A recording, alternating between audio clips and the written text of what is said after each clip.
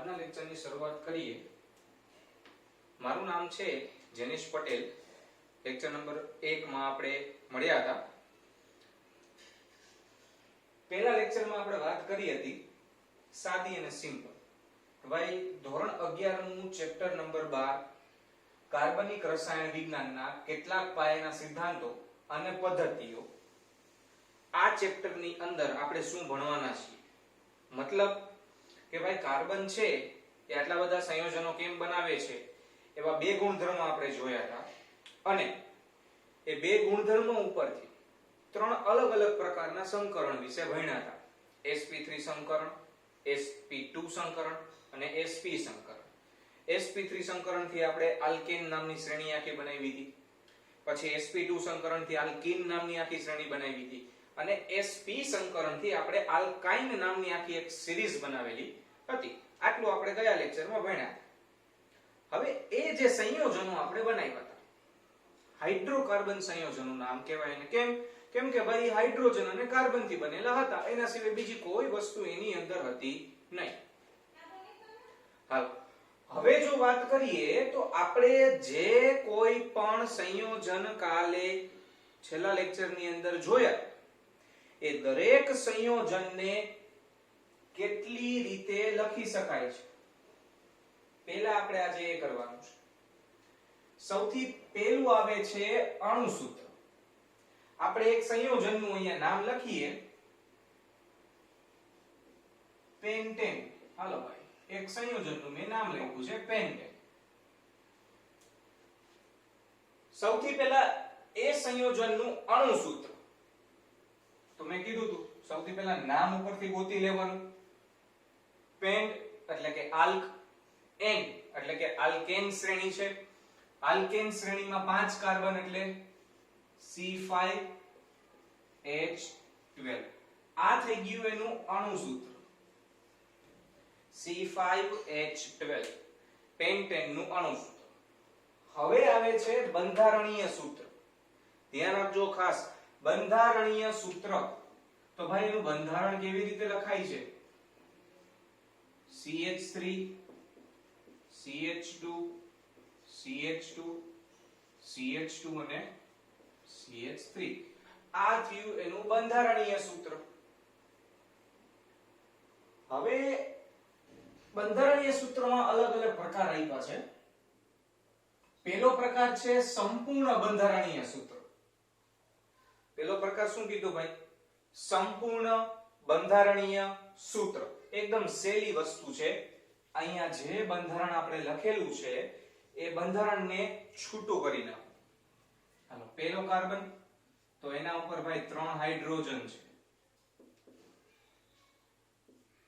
બીજો કાર્બન છે, કાર્બન થી જોડાયેલો છે, એના ઉપર બીજા 2 હાઇડ્રોજન છે। એની બાજુનો કાર્બન તો એના ઉપર 2 હાઇડ્રોજન છે। એની બાજુનો કાર્બન તો એના ઉપર 2 હાઇડ્રોજન છે। એની બાજુનો કાર્બન તો એના ઉપર છેલ્લો કાર્બન હોવાથી 3 હાઇડ્રોજન છે। દરેક વસ્તુ બંધ દ્વારા બતાવેલી છે, એકે એક બંધ બતાવેલો છે, એટલે એ થઈ ગયું સંપૂર્ણ બંધારણીય સૂત્ર। સિમ્પલ વસ્તુ છે। એના પછીની વાત કરીએ સંઘનિત બંધારણીય સૂત્ર। સંઘનિત ભેગું કરેલું, સંઘનિતનો મતલબ ભેગું કરેલું। હાલો ભાઈ, સંઘનિત બંધારણીય સૂત્ર બતાવી દો તો CH3 હાઇડ્રોજનના બંધ નહીં બતાવવાના, એટલે એ થઈ ગયું સંઘનિત બંધારણીય સૂત્ર। સાદું અને સિમ્પલ। સંઘનિત બંધારણીય સૂત્ર હજી બીજી રીતે તમે બતાવી શકો। જો વચ્ચે કેટલી વાર CH2 આવે છે? 3 વાર, તો તમે 3 વાર લખી શકો કૌંસમાં, જેમ આપણે કાલ લખતા હતા। છેલ્લી વસ્તુ છે બંધ રેખા સૂત્ર। લીટી સિવાય કાંઈ દોરવાનું નહીં, કાંઈ લખવાનું નહીં। જેટલા ખૂણા એટલા કાર્બન। હાલો, અહીંથી હું ચાલુ કરું છું। પહેલો કાર્બન, બીજો, ત્રીજો, ચોથો, પાંચમો, પેન્ટેન। કોઈ હાઇડ્રોજન બતાવવાના નથી, કોઈ જગ્યાએ કાર્બન લખવાના નથી, સીધું અને સાદું। લીટી દોરવાના માર્ક. ફરીથી કાર્બન ગણાવું છું. 1 2 3 4 5. કોઈ ડબલ બોન્ડ કે ટ્રિપલ બોન્ડ નથી એટલે પેન્ટેન. હવે સીધું અને સાદું હું માત્ર અહીંયા એક લીટી કરી નાખું તો હવે એ પેન્ટેન માંથી થઈ ગયું પેન્ટીન. કેમ ભાઈ? દ્વિબંધ આવી ગયા ને, સમજાણું? જો હું અહીંયા 3 લીટી કરી નાખું તો એ પેન્ટીન માંથી થઈ જશે પેન્ટાઇન. સમજાઈ ગઈ આખી વસ્તુ? આખું ફરીથી એકવાર રિપીટ કરું છું કોને શું કહેવાય, એટલે તમને કદાચ આવો કે પ્રશ્ન સામે આવે તો તમે એનો ચોખ્ખો અને ક્લિયર જવાબ આપી શકો એટલા માટે. ચાલો, સૌથી પહેલા અણુસૂત્ર. તો નામ ઉપરથી એનું અણુસૂત્ર તમને મળી જાય. કેમ? કેમ કે દરેક સંયોજન, દરેક શ્રેણી પાસે એક પોતાનું સામાન્ય સૂત્ર છે. અહીંયા આલ્કેન છે તો આલ્કેન નું સામાન્ય સૂત્ર છે CnH2n+2. પેન્ટ એટલે 5. અહીંયા n બરાબર 5 મૂકી દો એટલે અણુસૂત્ર મળી ગયું તરત જ. અથવા તો 1 થી 10 તમે એને યાદ રાખી લ્યો તો સારું વધારે એમ. પછી આવે છે બંધારણીય સૂત્ર. તો ભાઈ એનું બંધારણ કેવી રીતે ગોઠવાયેલું છે એ બતાવવાનું. એટલે કે 1 2 3 4 અને 5 કાર્બન, દરેક કાર્બનની 4 રાણી, ગઈ વખતે વાત થઈ 4 રાણી 4 બંધ હોવા ફરજિયાત. બંધારણીય સૂત્ર અલગ અલગ ઘણી રીતે બતાવી શકીએ છીએ. એક છે સંપૂર્ણ બંધારણીય સૂત્ર. સંપૂર્ણ એટલે કે એકે એક ઝીણામાં ઝીણી વસ્તુ બતાવો, બધા બંધ બતાવો એટલે થઈ ગયું સંપૂર્ણ બંધારણીય સૂત્ર. જે વસ્તુ ઉપર લખેલી છે એ જ વસ્તુ સંપૂર્ણ બંધારણીય સ્વરૂપમાં અહીંયા દોરેલી છે. સિમ્પલ અને સાદી વસ્તુ છે એકદમ. અહીંયા આપણે કોઈ લીટી દોરેલી નહોતી, કોઈ બંધ દોરેલા નહોતા. અહીંયા બંધ દોરેલા છે એટલો તફાવત બે વચ્ચે. એકે એક બંધ બતાવો, કાર્બન કાર્બન નાય બંધ અને કાર્બન હાઇડ્રોજન નાય બંધ, તો એ થઈ ગયું સંપૂર્ણ બંધારણીય સૂત્ર. સંઘનિત બંધારણીય સૂત્ર. માત્ર કાર્બન કાર્બન વચ્ચેના બંધ બતાવો તો એ થશે સંઘનિત બંધારણીય સૂત્ર. સીધું અને સાદું. હાઇડ્રોજનના બંધ નહીં બતાવવાના. સંઘનિત બંધારણીય સૂત્ર. હાઇડ્રોજનના બંધ નહીં બતાવવાના. CH3 કાર્બન કાર્બન વચ્ચે બંધ, CH2 કાર્બન કાર્બન વચ્ચે બંધ, CH2 કાર્બન કાર્બન વચ્ચે બંધ, CH2 કાર્બન કાર્બન વચ્ચે બંધ, છેલ્લો CH3. બીજી રીતે બતાવી શકીએ આને. વચ્ચે એક સરખો એકમ પુનરાવર્તિત થાય છે, રિપીટ થાય છે. હવે જે વસ્તુ રિપીટ થતી હોય એને કાઉન્ટ કરીને 3 વાર લખી નાખો. 3 વાર રિપીટ થાય છે 3 લખો. 4 વાર રિપીટ થતી હોય તો 4 લખો. 2 વાર થતી હોય તો 2 લખો. એમાં કઈ રોકટોક નથી. એ વસ્તુ શું છે? સંઘનિત બંધારણીય સૂત્ર. હવે બંધ રેખા સૂત્ર. બંધ રેખા સૂત્ર મતલબ જેટલા ખૂણા એટલા કાર્બન. હાલો 1 2 3 4 અને 5. આ થઈ ગયું પેન્ટેન. કોઈ કાર્બન નહીં બતાવવાના, કોઈ હાઇડ્રોજન નથી બતાવવાના. સિમ્પલ. ક્લિયર બધાને? નાનકડી એવી થોડીક આપણે પ્રેક્ટિસ કરીએ એમાં, જેથી વધારે ક્લિયર થાય આપણને.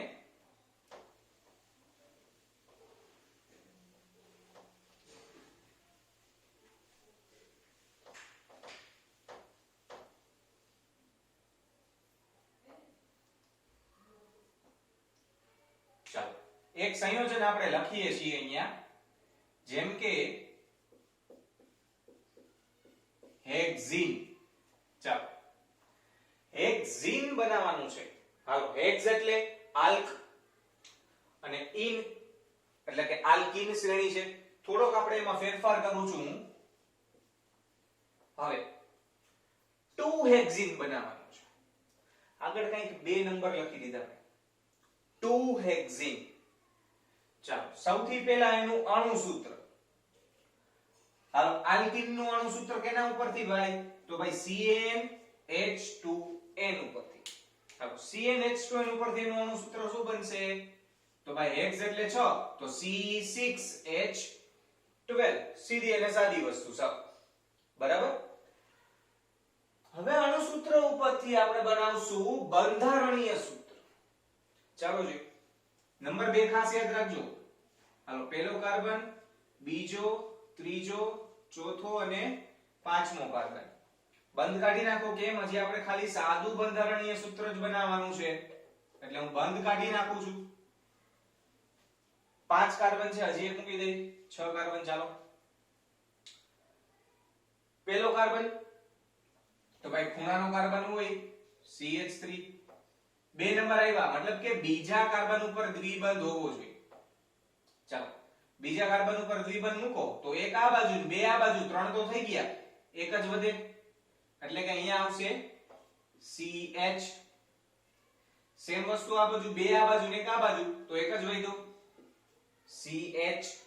હાલો હવે આને એક આ બાજુ ને એક આ બાજુ બે વધે એટલે કે CH2, ફરીથી CH2 અને છેલ્લે CH3. આ થઈ ગયું હેક્સ2ઇન અથવા 2-હેક્ઝીન. કેમ? કારણ કે બીજા નંબરના કાર્બન થી દ્વિબંધ જોડાયેલો છે એટલા માટે. હવે આપણે એનું સંપૂર્ણ બંધારણીય સૂત્ર બનાવીએ.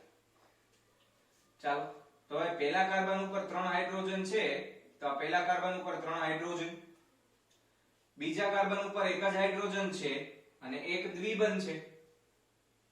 એની બાજુના કાર્બનમાં દ્વિબંધ આવી ગયો, એક હાઇડ્રોજન અને એક બંધ સીધો કાર્બન સાથે. એક કાર્બન પાસે 2 હાઇડ્રોજન છે, એની બાજુના કાર્બન પાસે 2 હાઇડ્રોજન છે અને છેલ્લે પાછા 3 હાઇડ્રોજન.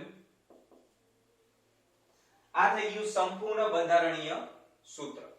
હવે સંઘનિત બંધારણીય સૂત્ર મતલબ કે ખાલી કાર્બન કાર્બનના જ બંધ બતાવો તો ભાઈ CH3 સિંગલ બંધ CH, ડબલ બંધ CH, સિંગલ બંધ CH2, સિંગલ બંધ CH2, સિંગલ બંધ CH3. CH2 બે વાર આવે છે તમે ભેગું લખી શકો એટલે CH3 CH double bond CH, CH2 કેટલી વાર ભાઈ? બે વાર અને છેલ્લે પાછું CH3. છેલ્લે હવે એનું બંધ રેખા સૂત્ર આપણે બનાવીએ. મેં કીધું તું જેટલા ખૂણા એટલા કાર્બન. હાલો 1 2 3 4 5 6. બીજા નંબરના કાર્બન ઉપર દ્વિબંધ. હાલો 1 અને 2 બીજા નંબર ઉપર દ્વિબંધ. શું થઈ ગયું? આ 2-હેક્ઝીન. ક્લિયર બધાને? સમજાઈ ગઈ આખી વસ્તુ? કઈ ડાઉટ હોય તો મને તરત જ કહેજો એટલે સોલ્વ થઈ જાય તમારે. ચાલો અણુ સૂત્ર, બંધારણીય સૂત્ર, સંપૂર્ણ બંધારણીય સૂત્ર, સંઘનિત બંધારણીય સૂત્ર અને બંધ રેખા સૂત્ર. નામ, અણુ સૂત્ર, બંધારણીય સૂત્ર, સંપૂર્ણ બંધારણીય સૂત્ર, સંઘનિત બંધારણીય સૂત્ર અને બંધ રેખા સૂત્ર. આ અલગ અલગ રીતે તમે એ 2-હેક્ઝીન ને દોરી શકો છો, લખી શકો છો. હવે વાત કરીએ તો કાર્બનિક અણુનું ત્રિપરમાણુવીય નિરૂપણ. હવે બોર્ડ જે છે એ તો બે અક્ષમાં જ વહેંચાયેલું છે ને ભાઈ, 1 અને 2. x અક્ષ અને y અક્ષ અથવા તો y અક્ષ અને x અક્ષ બે જે અક્ષ છે આમાં જેના દ્વારા એક આખું આ સમતલ બને છે અને એના ઉપર તમે લખાણ કરી શકો છો. 2D છે કહેવાનો મતલબ એમ છે કે આ 2D છે. આપણે ત્રિપરિમાણમાં જોઈશું 3D. હવે 3D કેવી રીતે દોરવું, કેવી રીતે બતાવવું એ એક ખૂબ અગત્યનો મુદ્દો છે.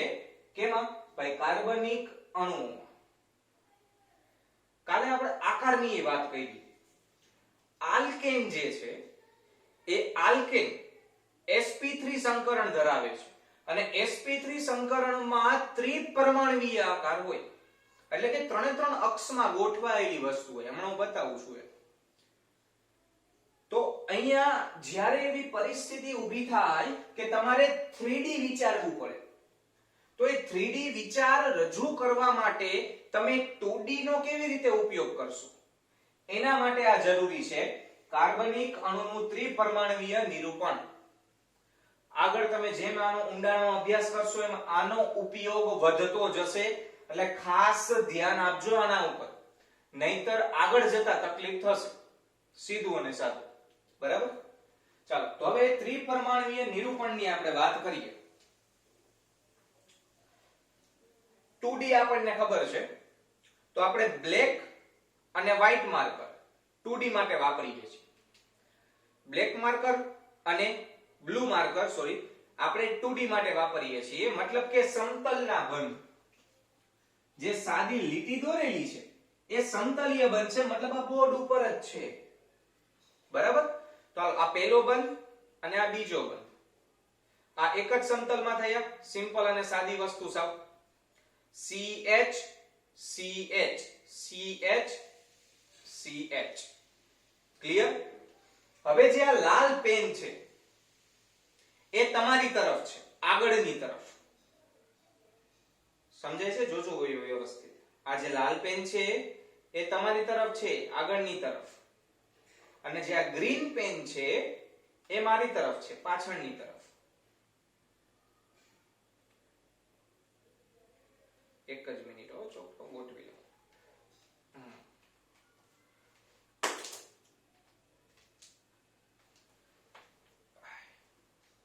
જો આ રીતે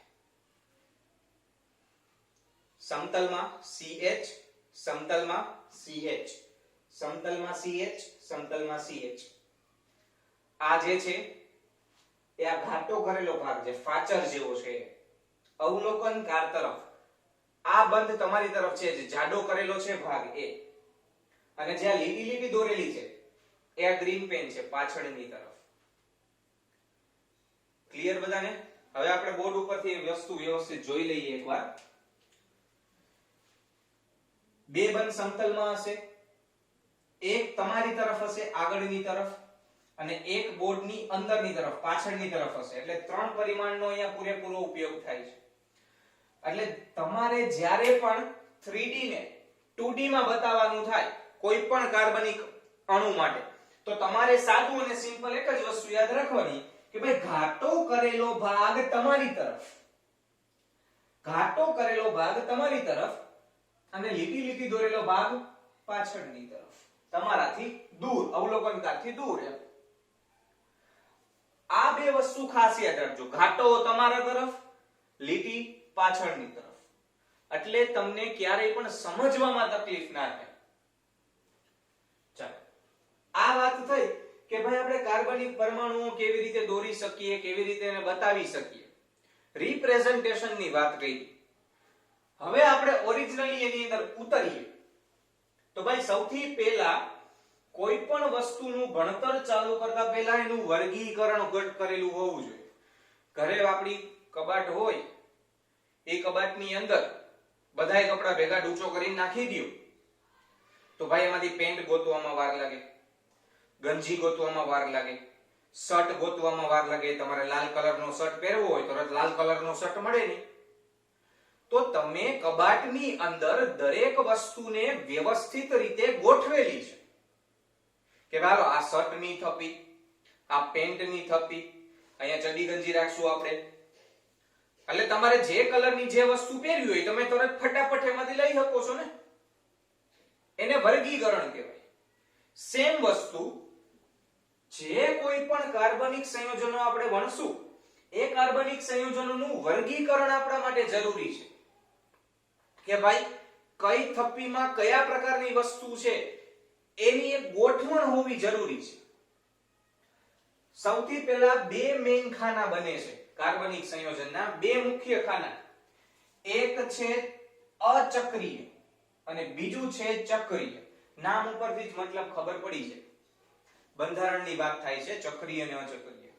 ફરતું હોય તો ચક્રીય, ન ફરતું હોય તો અચક્રીય, એવું કંઈ નથી. બંધારણની વાત છે. મતલબ કે જો ખુલ્લી શૃંખલા હોય હાલો ભાઈ, આ ઢાંકણું અને આ ઢાંકણું એકબીજાને અડે છે? ના. આ બ્લુ છેડો અને આ કાળો છેડો એકબીજાને અડતા નથી. તો આ થઈ ખુલ્લી શૃંખલા, અચક્રી. બરાબર? હવે જો આ જ વસ્તુને આપણે આ રીતે આમ પેક કરી દઈએ, આપણે ત્રીજી માર્કર લઈએ અને ત્રિકોણ બનાવી દઈએ. હાલો જોઈ. હવે તો હવે આ બંધ થઈ ગયું, પેક થઈ ગયું. જોવો જોઈ, દરેક એકબીજાને અડે છે. તો આ થઈ બંધ શૃંખલા, આ થઈ ખુલ્લી શૃંખલા. બરાબર? ચાલો, જેમાં ખુલ્લી શૃંખલા હોય એ અચક્રીય કાર્બનિક સંયોજનો અને જેમાં બંધ શૃંખલા હોય, વલય હોય, ચતુષ્કોણ, પંચકોણ, ષટકોણ, ત્રિકોણ, આ બધું કેમાં આવે? વલય, ચક્રીય સંયોજનો, બંધ શૃંખલા. એટલે સૌથી પહેલા બે ભાગ, ખુલ્લી શૃંખલા અને બંધ શૃંખલા. ચાલો, જે અચક્રીય છે એના પ્રકાર વિશે આપણે આના પછીના લેક્ચરમાં ડિટેલમાં વાત કરવાની છે, કેમ કે એમાં ડાયરેક્ટ બધા સંયોજનોનું લિસ્ટ જ આવશે. આલ્કેન, આલ્કીન, આલ્કાઇન આપણે ભણી ગયા, એવા હજી બીજા 15 સંયોજનો આવશે. ક્રિયાશીલ સમૂહની વાત કરશું આપણે. ચક્રીય, તો ભાઈ ચક્રીય કાર્બનિક સંયોજનના બે ભાગ પડે છે. ચક્રીય કાર્બનિક સંયોજનના બે ભાગ પડે છે.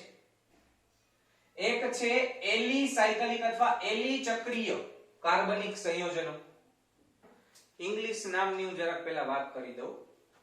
તો આપણે જે અચક્રીય લખેલું છે એનું ઇંગ્લિશ નામ થાય એલિફેટિક. અહીંયા એલી શબ્દ છે, એલી એટલે અ, એમ કહો તો ચાલે. અચક્રીય, એલિફેટિક. હવે ચક્રીય સંયોજનો, પણ ચક્રીયમાં એલી લાગ્યું જો, મતલબ એલિસાયક્લિક કમ્પાઉન્ડ.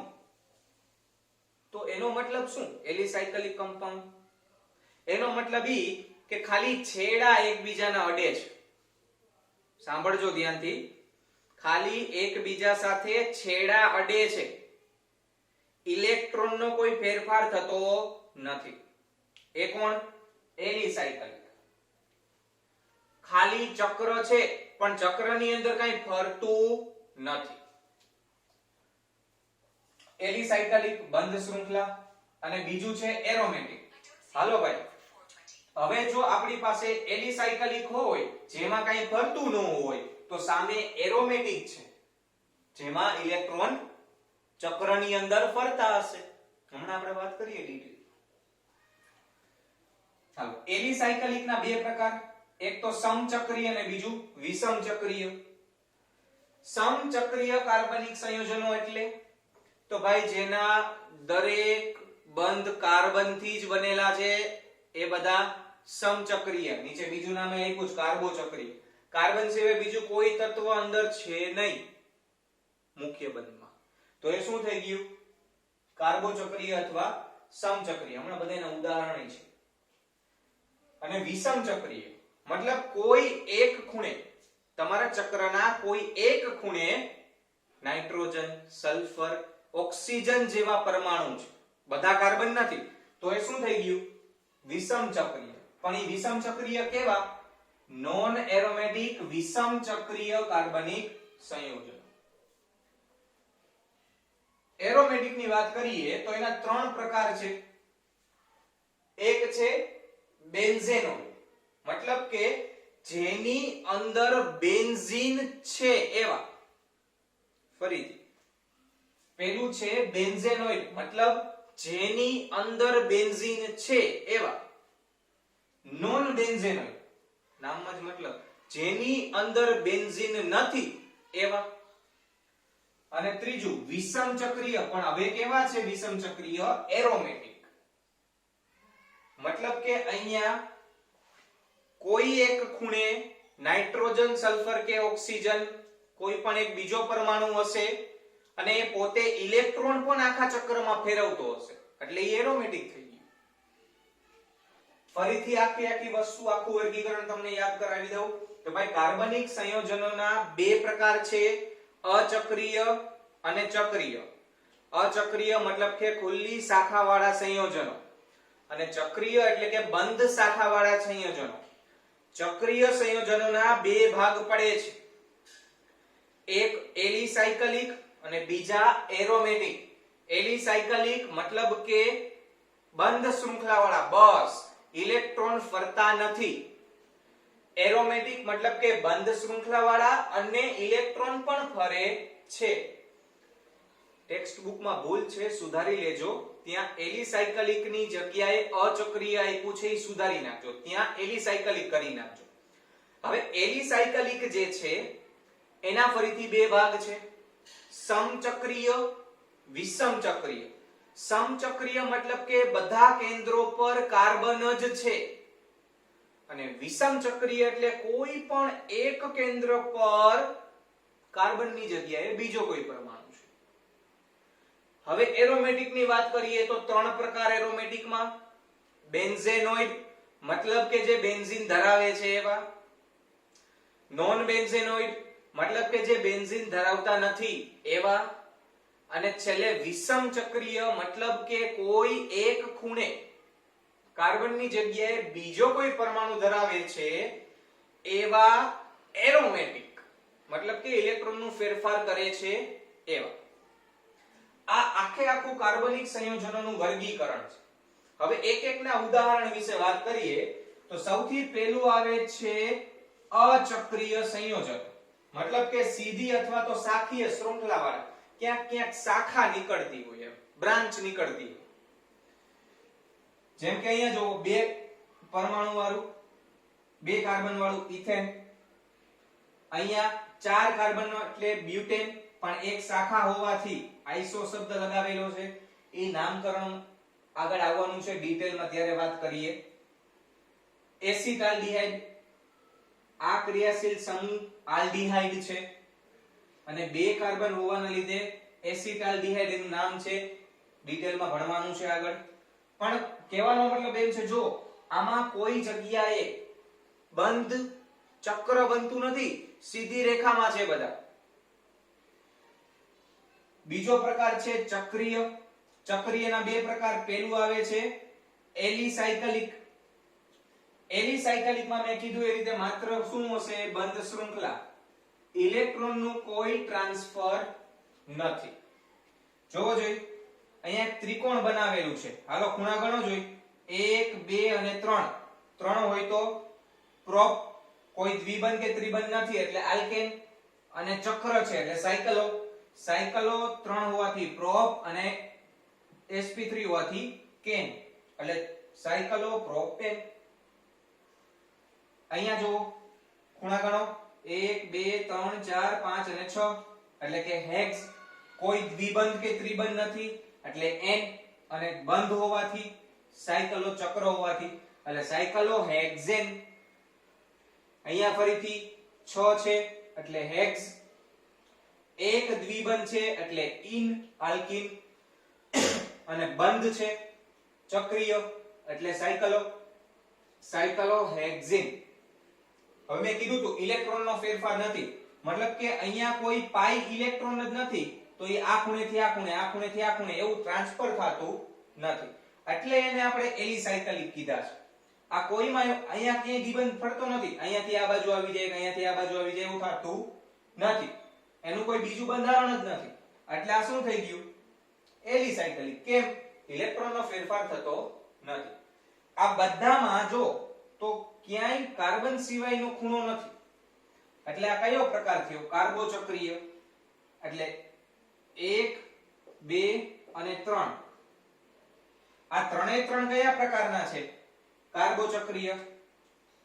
હવે આપણે વાત કરીએ તો વિષમચક્રીય પણ નોન એરોમેટિક. વિષમચક્રીય નોન એરોમેટિક, આ કેનું ઉદાહરણ થઈ ગયું? વિષમચક્રીય નોન એરોમેટિક એલિસાયકલિક કમ્પાઉન્ડ. જો બંધ ખૂણો, હા બંધ ખૂણો. આનું નામ ખાસ યાદ રાખજો, મોસ્ટ IMP વસ્તુ છે. 1 2 3 4 પંચકોણમાં ખૂણા ઉપર ઓક્સિજન, પંચકોણમાં ખૂણા ઉપર ઓક્સિજન, એનું નામ થશે ટેટ્રાહાઇડ્રોફ્યુરાન. કોઈ દ્વિબંધ કે ત્રિબંધ નથી, નામ થશે ટેટ્રાહાઇડ્રોફ્યુરાન. મોસ્ટ આઈએમપી છે, 1 માર્ક માટે ખાસ યાદ રાખજો. હવે આવે છે એરોમેટિક કાર્બનિક સંયોજનો. પેલું બેન્ઝેનોઇડ, મતલબ કે એવા સંયોજનો જેની અંદર બેન્ઝીન સમાયેલું છે. ચાલો, બેન્ઝીન એટલે સૌથી પહેલા તો C6H6 10માં આવી ગયું છે, છતાં યાદ કરાવી દઉં. અને અંદર એકાંતરે દ્વિબંધ છે. હાલો, આ બેન્ઝીન નું પેલું સંયોજન થયું. હવે તમે આ દ્વિબંધને બીજી રીતે બતાવી શકો છો. એનું બીજું સંયોજનનું સૂત્ર છે આ રીતે, બાજુમાં જ દોર્યું છે. તો આને બેન્ઝીન કહેવાય, ઓને બેન્ઝીન કહેવાય. કેમ? કેમ કે આ બે બંધારણ એકબીજામાં સતત બદલતા રહે છે ઇલેક્ટ્રોનના ફેરફારના લીધે. અને ઇલેક્ટ્રોનના ફેરફારના લીધે જ એરોમેટિક છે. ખાસ યાદ રાખજો કે ઇલેક્ટ્રોનના ફેરફારના લીધે જ એ એરોમેટિક છે. હાલો, એનિલિન, તો એમાં બેન્ઝીન છે. બેન્ઝીન ઉપર NH2 હોય તો એને એનિલિન કહેવાય. એનું સામાન્ય નામ છે, ખાસ યાદ રાખજો. બે રિંગ એકબીજાથી બાજુએથી જોડાયેલી હોય તો નેપ્થેલિન, અને ખૂણાથી જોડાય તો બાયફિનાઇલ. બાજુએથી જોડાય તો નેપ્થેલિન, અને ખૂણાએથી જોડાય તો એ બાયફિનાઇલ બનાવશે. ખાસ યાદ રાખજો.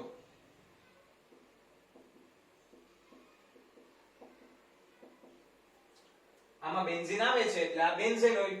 ત્યાર પછીની આપણે વાત કરીએ નોન બેન્ઝેનોઇડ. બેન્ઝીન નહીં હોય. બેન્ઝીન એટલે C6H6, 6 જ ષટકોણ જ હોવું જોઈએ. અહીંયા ષટકોણ નથી, સપ્તકોણ છે. અને સપ્તકોણમાં નીચે દ્વિબંધમાં ઓક્સિજન છે. તો આ છે ટ્રોપોન. ફરીથી આઈએમપી છે, 1 માર્કના પ્રશ્નો માટે નામ ખાસ યાદ રાખજો, ટ્રોપોન. છેલ્લો પ્રકાર છે વિષમ ચક્રીય એરોમેટિક સંયોજનો. ફરીથી વિષમ ચક્રીય એરોમેટિક સંયોજનો, મતલબ કે કોઈ એક ખૂણે, કોઈ એક જગ્યાએ કાર્બનની જગ્યાએ બીજો કોઈ પરમાણુ હશે. જેમ કે પંચકોણમાં ખૂણા ઉપર ઓક્સિજન હોય અને બે સામે સામે દ્વિબંધ હોય તો એને ફ્યુરાન કહેવાય. ખાસ યાદ રાખવાના છે આ નામ, બધા સ્ટાર કરી દઉં છું. પંચકોણમાં ખૂણા ઉપર સલ્ફર હોય, સામે સામે દ્વિબંધ હોય તો એને થાયોફીન કહેવાય. અને બેન્ઝીનમાં એક ખૂણા ઉપર નાઇટ્રોજન હોય તો એનેፒરિડીન કહેવાય. એટલે ટેટ્રાહાઇડ્રોફ્યુરાન અને ફ્યુરાનમાં એક જ ફરક છે. ફ્યુરાનમાં સામે સામે દ્વિબંધ આવે, ટેટ્રાહાઇડ્રોફ્યુરાનમાં નથી આવતું. એટલે આના ઉપરથી જ આનું નામ બનાવ્યું છે, ફ્યુરાન ઉપરથી જ. આ બે દ્વિબંધ કાઢીને બેને બે બે હાઇડ્રોજન દઈ દીધા, એટલે ટોટલ 4 હાઇડ્રોજન બીજા નવા ઉમેરી દીધા, એટલે એનું નામ થઈ ગયું ટેટ્રાહાઇડ્રોફ્યુરાન. ચાલો, હવે નક્કી કેવી રીતે કરવું કે કોણ એરોમેટિક અને કોણ એલિસાયકલિક? એ વસ્તુ 13મા ચેપ્ટરમાં આવશે. યુકેલનો નિયમ. ખાલી નિયમ અત્યારે કહી દઉં છું. 4n+2. શું છે ભાઈ આ 4n+2? તો ભાઈ જેની પાસે આટલા ઇલેક્ટ્રોન હોય, કયા ઇલેક્ટ્રોન? પાઈ ઇલેક્ટ્રોન, તો એ સંયોજન એરોમેટિક હોઈ શકે. બીજી પણ શરતો છે. આટલા ઇલેક્ટ્રોન આમાં ન થતા હોય. જોવો જોઈએ, આમાં પાઈ ઇલેક્ટ્રોન જ નથી, આમાંય નથી, આમાં છે તો બે જ છે, આમાંય નથી. સમજાવ? આખી વસ્તુ અત્યારે પૂરી થાય છે કાર્બનિક સંયોજનોનું વર્ગીકરણ. ક્લિયર બધાને? નેક્સ્ટ લેક્ચરની અંદર આપણે આના વિશે વાત કરશું, અચક્રીય. મતલબ કે કેટલા પ્રકારની વેરાયટીઓ વિશે આપણે ભણવાના છીએ ધોરણ 11 અને 12 માં. એટલે ત્રીજો લેક્ચર ખાસ સૌથી જરૂરી છે, એટલે ચોક્કસથી ધ્યાન આપીને જોજો આના પછીનો લેક્ચર. ત્યાં સુધી આના વિશે વ્યવસ્થિત તૈયારી કરી લેજો. Thank you.